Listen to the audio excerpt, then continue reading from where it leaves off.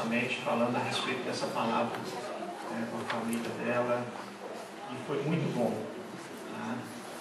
Nós fomos muito abençoados, e eu fico muito feliz que a Lorena está ali no meio, tá?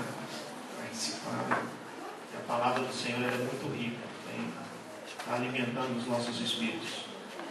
A palavra que vai ser ministrada pelos jovens, você tem o direito, foi ministrada pelo John, numa quinta-feira, às 11 horas da manhã, no dia 11 de junho de 1981, aqui em Hollywood.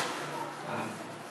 O Rafael vai estar iniciando essa palavra, uma introdução bastante grande, mas é algo que eu estava meditando esses dias. Tá? Rafael, isso, é que você lê com muita fé. Amém. Então, você tem o direito. Deus, antes da fundação do mundo, nos escolheu e nos chamou para sermos santos e irrepreensíveis perante Ele em amor. Nos predestinou para a adoração dos filhos, segundo a sua vontade, na qual temos a redenção pelo seu sangue, a remissão dos pecados e fomos selados ao Espírito Santo da promessa. Esta escolha partiu da vontade do Pai. Ele não chamou muitos sábios, poderosos ou nobres de nascimento. Pelo contrário, escolheu as coisas fracas, humildes, desprezadas e aquelas que não são, para envergonhar os sábios e os fortes, e ainda reduziu a nada os que são. Foi para esse propósito que Deus nos chamou e nos escolheu.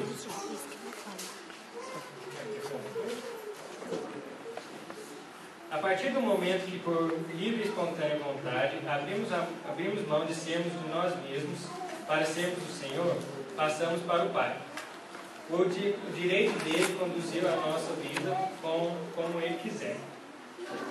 Romanos 9, versículo 21, fala: ou não o oleiro direito sobre a massa.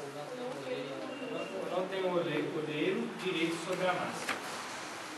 Os direitos dados por Deus nos dá o acesso, sejam as bênçãos nas regiões celestiais em Cristo, ou mesmo a tudo que Satanás ofereceu do mundo. Como o Pai corrige ao seu Filho, Deus por amor nos disciplina, nos corrige e ensina-nos o caminho, o que se deve fazer e como se deve fazer. Deuteronômio 30, versículo de 15 a 20, relata aqui: Vês que hoje te tenho proposto a vida e o bem, e a morte e o mal. Porquanto te ordeno hoje que ames o Senhor teu Deus, que antes nos seus caminhos e que guarde os seus mandamentos, e os seus estatutos, e os seus juízos, para que vivas e te multipliques, e o Senhor teu Deus te abençoe na terra a qual entras e possuir. Porém, se o seu coração se desviar e não quiser de ouvidos, se não dar ouvidos, e fores seduzidos para inclinares a outros deuses e os servires, então eu vos declaro hoje que certamente perecerás. Não prolongareis os dias na terra em que vais passando o Jordão, para que, entrando nela, a possuas. Os céus e a terra tomo hoje para testemunhas contra vós, de que te tenho proposto a vida e a morte, a bênção e a maldição. Escolhes, pois, a vida para que vivas, tu e tuas descendências, amando o Senhor teu Deus, dando ouvidos à sua voz, e apregando-te a Ele, pois disto depende a tua vida, e o prolongamento dos teus dias, para que fiques na terra que o Senhor gerou a teus pais, Abraão, Isaque e Jacó, que lhes havia de dar. O Senhor, até aqui foi o que Deuteronômio 30, de 15 a 20, falava. O Senhor nos revela a sua palavra e o caminho para a bênção e para a maldição. Nos mostra as consequências positivas da obediência, as consequências negativas da desobediência e das escolhas erradas. Você tem o direito e o poder de escolha, dado por Deus para caminhar com Ele pelo Espírito Santo, ou ser induzido pela carne, ou seja, pela concupiscência, desejo da carne. De fazer ou não a vontade de Deus, de ser dedicado ou passivo, de ser individualista e independente, ou escolher pela unidade e interdependência. Esse direito de escolha é dado por Deus e nada será forçado para Ele, por Ele nos coagir a alguma escolha. Deus não nos forçará a amá-lo e a segui-lo. Será semelhante como foi com Judas e os demais discípulos. Nós queremos seguir o Cordeiro aonde quer que ele vá, por livre e espontânea vontade. Ainda, como disse Pedro, nós te seguiremos porque sabemos que só tu tens a vida eterna. Para Deus não há meio termo. Não há filhos um pouco puro, ou meio verdade, ou meio mentira. Ou seja, ou é pureza ou impureza. A opção será pela fé ou pela incredulidade, pelo zelo ou pela omissão. Os frios e mornos serão vomitados da boca de Deus, e os que não derem frutos arrancados e lançados fora.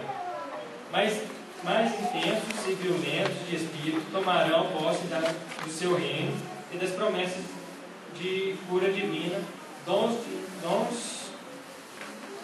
de natureza de Cristo, santidade do Pai. Nós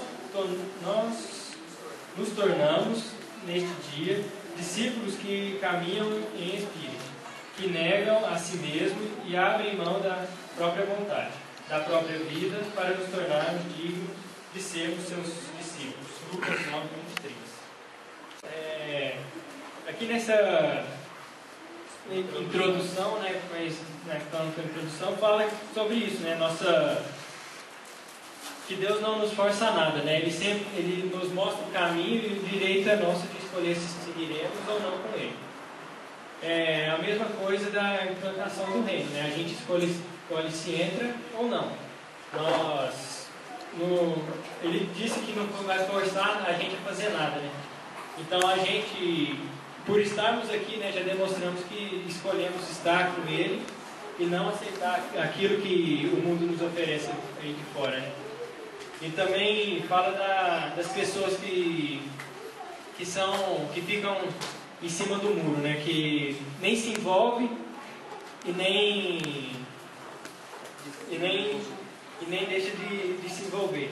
E aí fala que Deus rejeita e, como que eu posso falar, não sei se odeia, mas abomina essas pessoas assim, Então, hoje, como é tempo da implantação do reino, é hora da gente se envolver, Esses que ficam em cima do muro e não se entregam, não se envolvem, não dá frutos, Deus tem cortado e lançado fora, Então é tempo da gente se envolver, de estar ligado e cada dia mais se envolvendo mais com as coisas de Deus, Não deixando as coisas dele para segundo plano, nem se sobrar algum tempo do nosso dia, Nós temos sim nossos deveres, nossas obrigações de cada dia, mas a gente tem que cada vez mais adquirir nosso tempo, guardar o nosso tempo para fazer as coisas, ler e implantar o reino.